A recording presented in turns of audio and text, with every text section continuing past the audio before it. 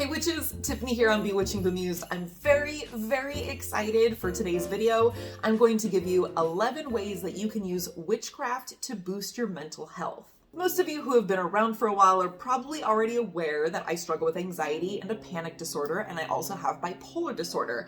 So dealing with mental health and keeping myself in balance is something that is so freaking important to me. And of course, my spirituality is a big tie-in with that. Whether your magical practice and your witchcraft is a part of your spiritual practice, or your application of the occult is merely practical and external, techniques within witchcraft and magical practices do offer several ways to help improve mental health. Please always keep in mind that these techniques do not replace professional help, including therapy, medication, etc. Please only ever use magic as a supplement to actual professional assistance. The first one is pretty basic. It's centering and grounding.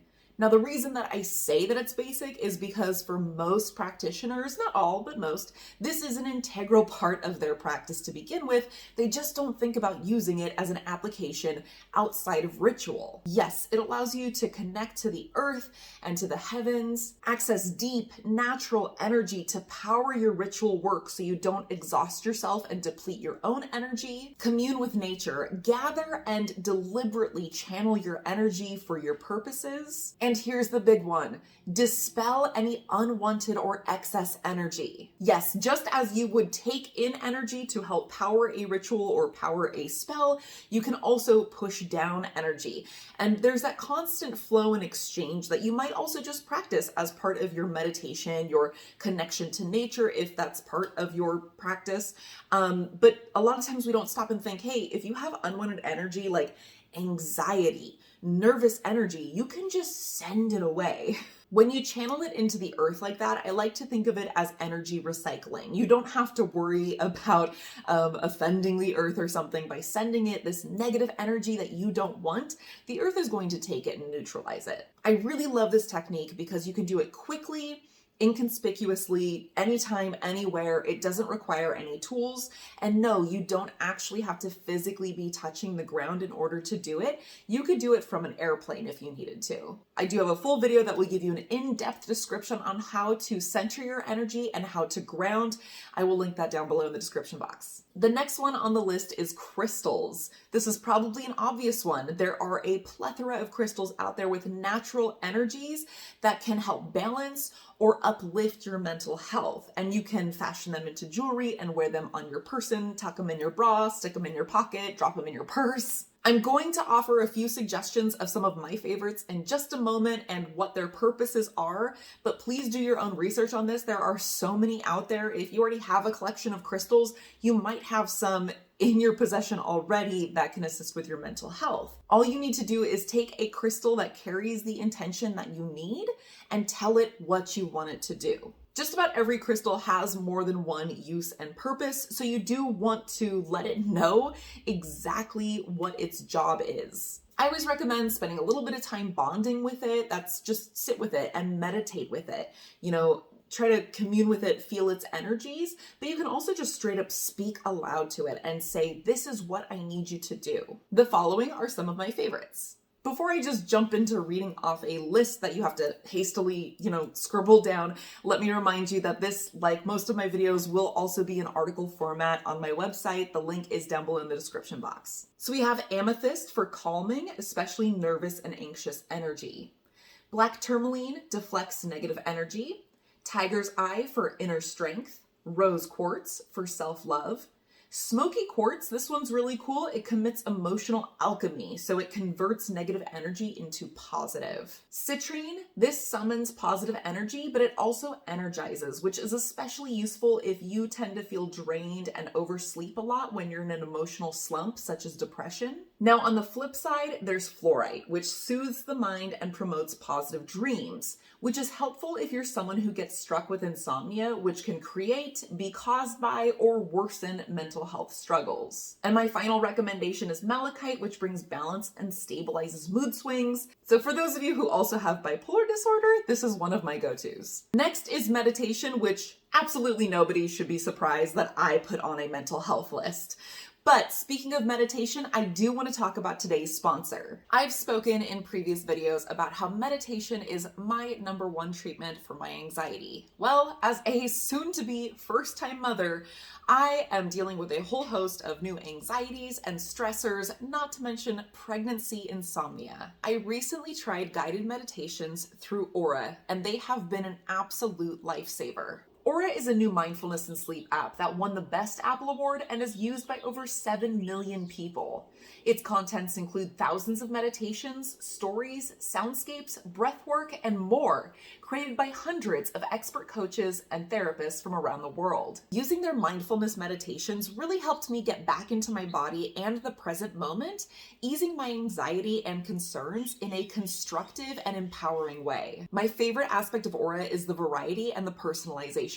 I even found a 38-minute guided meditation designed to help heal past traumas from my maternal line, which brought me so much needed peace and helped me feel more prepared for motherhood. With hundreds of options, I am certain that you will also find tracks suited to your specific needs. With all of the recent crazy changes that have been going on with both my mind and my body, Aura has been the only app that has given me the tools to not only return to some decent sleep, but to ground myself in the present moment. If you also struggle with anxiety, I know that this app is going to help you too. Get started absolutely free on Aura's website using my special link in the description. The first 500 people to sign up will not only get a free trial, but also an exclusive 25% off. So make sure you are one of those first 500 people to sign up. You will thank yourself right away. Meditation and mindfulness practices are some of the best habits that you can pick up to improve your mental health. Studies have been and are currently coming out that show a huge list of all the positive effects that these practices can have on your mind and your body and your emotions. I'm not going to go into this too much just because I did do a whole video and a whole article all about that. I will link those down below. It will tell you all of its benefits for both your mental health and your daily life, as well as for your magical practice, as well as how to begin a practice. And I have another one that is specifically designed for people who have focus troubles, like something like ADHD, and how they can begin to start a meditation practice, because that might be a little bit more difficult with anybody with focus troubles. Next up is another one that I feel is kind of obvious, but it's create a charm bag or an amulet or a jar or some sort of magically charged item that you can either carry on your person or keep nearby in your space. I will call them magical mental health accessories. These are things that you can always just design on your own for pretty much any ongoing purpose. So why couldn't you also use them for your mental health? You could absolutely make something or charge up something like this for just general improved and more positive mental health. But I also recommend that you get a little bit more specific to your particular situation. See, somebody who's struggling with anxiety might have a slightly different need than somebody who is dealing with PTSD or depression or mania is going to be very different than the treatment for depression. If you're not sure how to charge up jewelry with intention, I will link my video on that down below.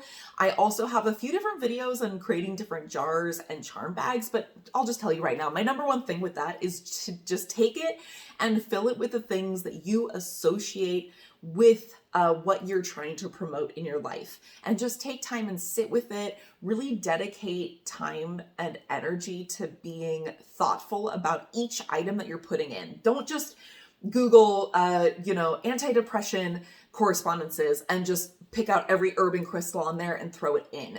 And it also doesn't just have to be herbs and crystals and oils and such. It can also be little tokens, little coins, little things that create memories for you. So for an example, and one that might be good for your situation, I will link below the video to my self-empowerment jar, where you'll see that I do use herbs and crystals, but I also put a lot of really personalized items in there. Don't follow mine step for step, but just use that as an example of how you should personalize your own. And of course, a self-empowerment jar itself, if that's what you want to create, is really good for inner strength and resolve. A similar suggestion along that same vein is going to be support spells. Now, for some people, if you suffer from a chemical imbalance, if you're like me, sometimes you just become depressed out of nowhere. Life is going great, and then suddenly you feel numb and empty inside, and you don't know why.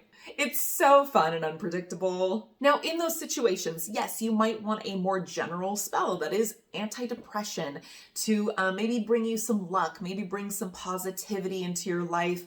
That's more of a emotional balancer, something like that. However, sometimes we hit a hard spot with our mental health, or we're trying to stay positive and roll with the punches due to external forces. So either our mental health has taken a nosedive because of something going on in our lives presently that you can point at and say, that's the thing that's messing me up right now. Or you are dealing with the stress of it, but you want to remain resilient through this struggle. You don't want your mental health to take a nosedive. Like, yes, it's hard. This is very stressful, but you're not quite at that point where it's really deeply affecting you yet, and that's what you want to avoid. Well, in that case, I recommend that you cast a spell specifically for that situation. Now, hopefully this is an obvious one and you've already thought to do that. One example of this might be performing a cord-cutting ritual. I have one. I will link it down below in the description box.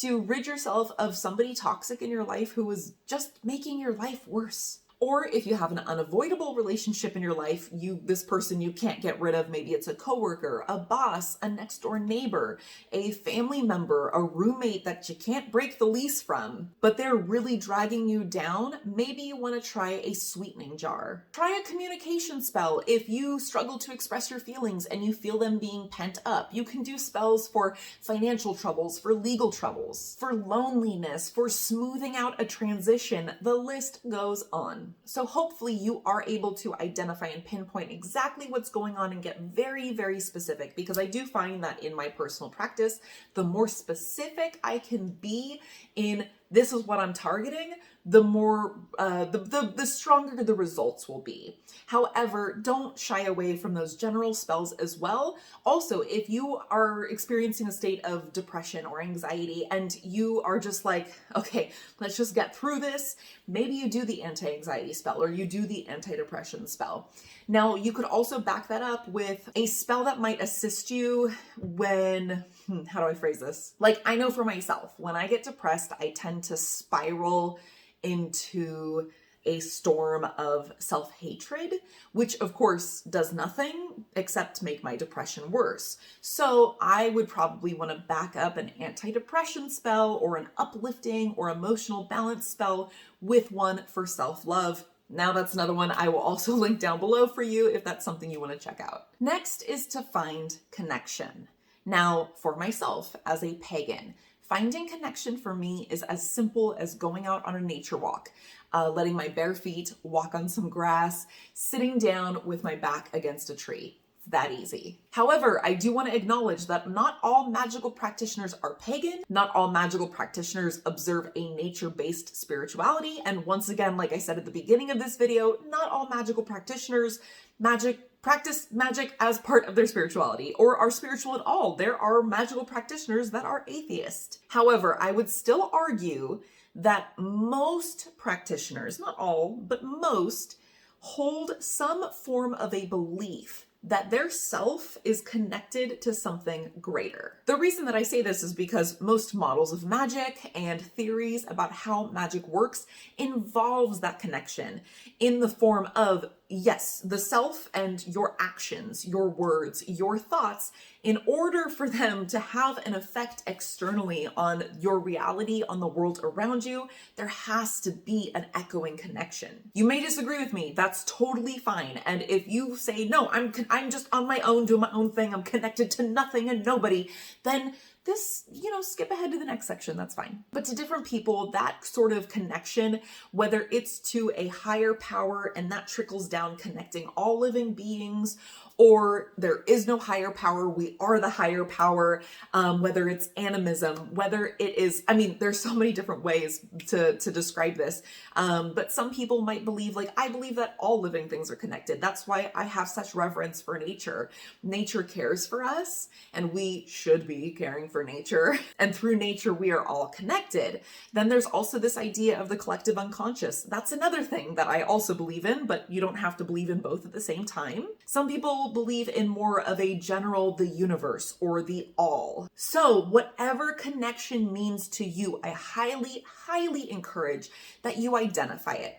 Because one of the hardest parts about having mental health issues is how alienating it feels. You are still a part of something so much bigger than yourself. You are still an important piece of that puzzle. You are always connected. And just because, hey, a lot of people may not understand your situation, they may have never felt the things that you're feeling or been in the current position that you're in, they all still understand their own struggles. They all still can empathize to a certain extent, and they can all understand the human condition. And in that regard, you are absolutely never alone. The good thing is that I feel as magical practitioners, once again, as I explained at the beginning of this section, we're constantly tapping into that vein. So for you, it might be going out into nature and just going and touching some bark on a tree, listening to some birds communicate with one another. It may be going into a crowded, high vibrational event and just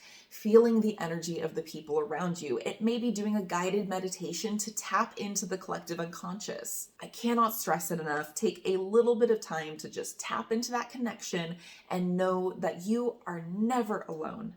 The next one is nature. And I know. I just said not all of you are pagans. Not all of you observe a nature-based practice. That's okay. This is strictly a human thing. Yes, I do bring it into this video because I myself am a pagan, but you don't even have to be a magical practitioner of any kind to utilize nature to improve your mental health. Recent research has shown that spending 2 hours in nature a week can improve your mental health. Spending time in a natural setting can improve your emotional well-being, your cognitive function, physical health, overall mood, and your general outlook on life. Like, you could change nothing about your life except spend a little more time in nature and you will become more satisfied with it. I highly recommend that you just take this knowledge and you run with it.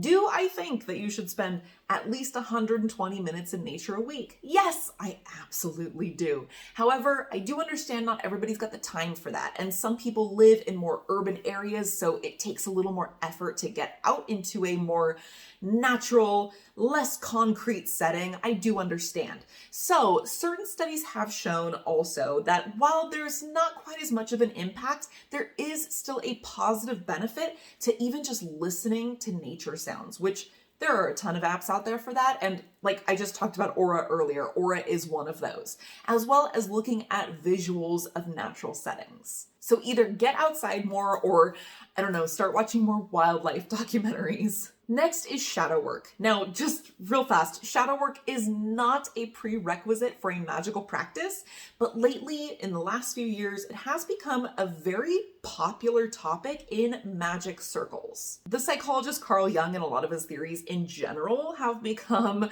popular in occult circles, and they have been for decades. And I think that a lot of this has to do with the overlap between magical practice and inner workings. Shadow work is a practice that is designed to help you turn inward and face your shadow self without judgment. So with time and with a lot of practice in this regard, you will find that you become generally more resilient, because what it trains you to do is to understand your triggers, understand why certain things or people or behavior or phrases upset you, why they trigger you. When you can address the root of that reasoning, you can understand it, and then you can better control how you react to these things. So you just, in general, become more empowered because you're less reactive. You can understand why you're responding a certain way, and then you can better control it. You have spent time looking back and going, that behavior is triggering to me because it reminds me of this thing that happened to me in childhood. All right, you found the connection and you can understand that this thing is not this thing. That's just sort of summing it up very briefly. And again, this is about doing this without judgment of yourself, So as you learn to accept your shadow self as an aspect of yourself and not as a flaw or a mistake, you will learn to love yourself more. You will learn to forgive yourself more, and you will find that you have a lot more compassion for both yourself as well as other people. I did do a video on shadow work, what it is and how do you do it, so I will link that down below in the description box for you. Next is herbalism. One of the really fun things about herbalism is it relies not so much on kind of the woo-woo aspect, although I'm here for the woo-woo, okay? Like, there's nothing negative about that, but it is really great that herbalism leans more into actual scientific research and scientifically backed medicinal benefits of different herbs, whether it's due to ingesting, aromatherapy, or topical treatment. I'm going to provide a short list of some that are really good for anxiety, depression, and general mood stabilization and soothing. But there are so many more out there, so I encourage you, if you've got kind of another situation going on, look it up. But always keep in mind that this is not a replacement for medication. And before you ingest anything, you should always talk to your doctor, and you should also do your research, because some of these don't work very well as something like a tea. They work better if they're smoked, or if they're used as a topical treatment, or the scent is really what's going to help you. So you might want to burn it, or you might want to diffuse it, or use an essential oil on your pulse points, that sort of thing. Also, some things it might be safe to put on your skin, but it's not safe to ingest it. So just please do your research on this. But my favorite herbs for mental health use are lavender, ashwagandha, passion flower, lemon balm, chamomile, mint, and valerian root. Our next topic is runes, symbols, and archetypes. You can use the runes, the major arcana in tarot. You can use symbols that depict certain things, a heart for love, the sun for joy or bringing light into your life. You can use deities for archetypes, explaining natural energies that you want to summon into your life, you want to enhance your life. You can use story character archetypes. All of these have a very, very powerful natural energy that can be tapped into and utilized. Now, the best way that I like to do this, right, is to sit down, especially if you have a name or you have a visual depiction. So that's why I kind of group these together, because you're using them the same way. I know runes are not the same thing as an archetype, but you can use them similarly.